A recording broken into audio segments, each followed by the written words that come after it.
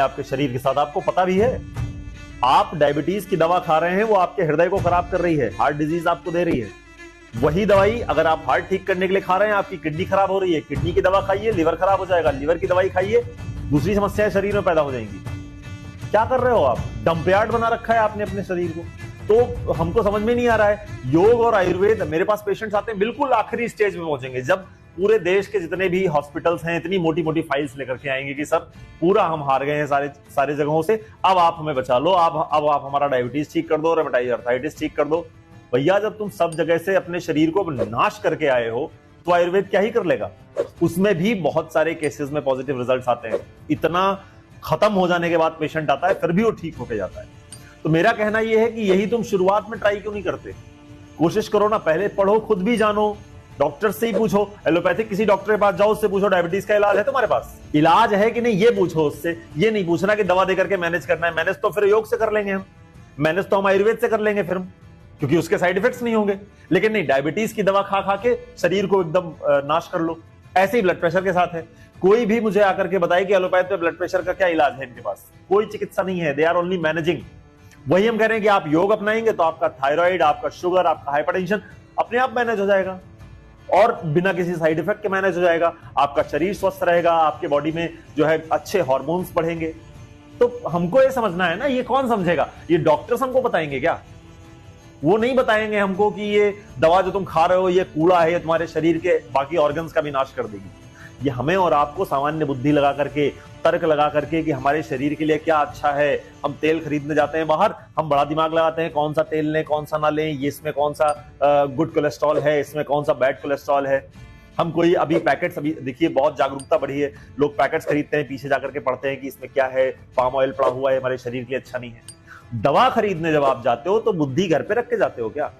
कि ये जो आप पैरास्टामोल लेकर के आए हो, ये आप जो सेरिडॉन लेकर के आए हो, ये आपके किन किन ऑर्गन्स को डैमेज करेगी, ये जाएगा तो आपकी किडनी पे क्या इफेक्ट डालेगा?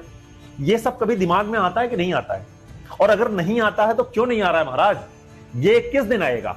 जिस दिन शरीर खत्म हो चुका होगा। तो वक्त अभी भी है, हमको जागना पड़ेगा अपने शरीर को लेकर के। और दूसरी एक बात और महत्वपूर्ण है, सिर्फ शरीर की ही बात नहीं है यहां पर। बात दूसरी यह है कि अगर हमने अपनी पद्धतियों पर, अपनी चिकित्सा पद्धतियों पर विश्वास नहीं किया, तो जिस प्रकार से आयुर्वेद और योग का क्षरण हो रहा है, आने वाले समय में योग और आयुर्वेद हमें सीखना पड़ेगा विदेशियों से। योग भी सीखना पड़ेगा, आयुर्वेद भी सीखना पड़ेगा। ये जितने भी पश्चिमी देश हैं, ये उस पर शोध कर रहे हैं, ये उस पर बहुत सारे अनुसंधान कर रहे हैं, ये योग के इफेक्ट को बता रहे हैं। आपको जान के हैरानी होगी कि इस दुनिया में योग का प्रमाण पत्र देने वाली जो सबसे बड़ी संस्था है वो अमेरिका की है। और ये बहुत दुखद है, हमको शर्म नहीं आती इस सब बात पे। हमको लगता है कि ठीक तो है।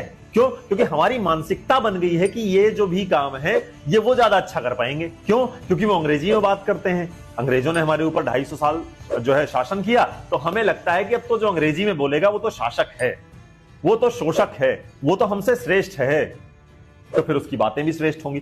तो हमें आपको समझना पड़ेगा ये बात कि योग और आयुर्वेद हम बचाएंगे तो बचेगा। सेहत के लिए अच्छा, शरीर के लिए अच्छा, मन के लिए अच्छा, आत्मा के लिए अच्छा, देश के लिए अच्छा और संस्कृति के लिए अच्छा।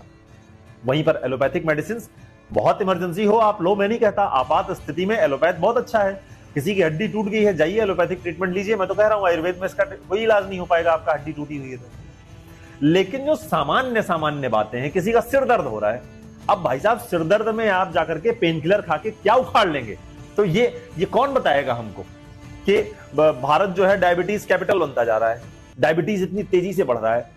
क्यों बढ़ रहा है? क्योंकि हमारे जीन्स में आती जा रही है। ये जो दवाइयां हैं ना, ये हमारे जीन्स को खराब कर रही हैं।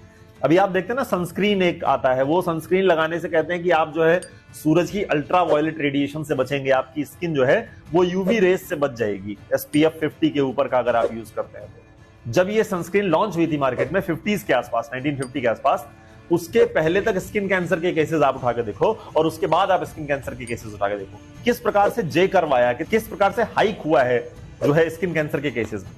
अभी इसकी स्टडी कौन करेगा? कोई नहीं कर रहा है इसकी स्टडी, किसी को पड़ी ही नहीं है। आज के 50 साल बाद, 100 साल बाद देखिए बताएंगे कि ये जो सनस्क्रीन लगा रहे हो इसकी वजह से स्किन कैंसर हो रहे हैं, तो 100 साल बाद बंद हो जाएंगे सनस्क्रीन।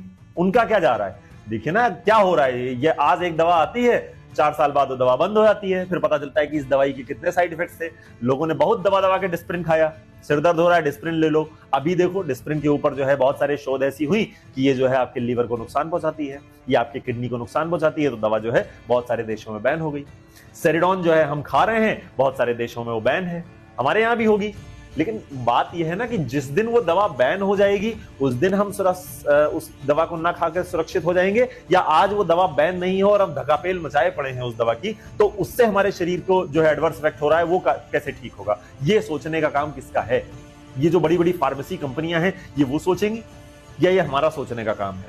तो हमको समझना पड़ेगा कि ये सारी बहुत जरूरी बातें हैं, और ये अगर हम आज भी नहीं समझे तो फिर तो चली रही है दुनिया, चलती रहेगी ऐसी, और झेलते रहेंगे हम कष्टों को, आने वाली जनरेशंस को बीमारियां परोसेंगे।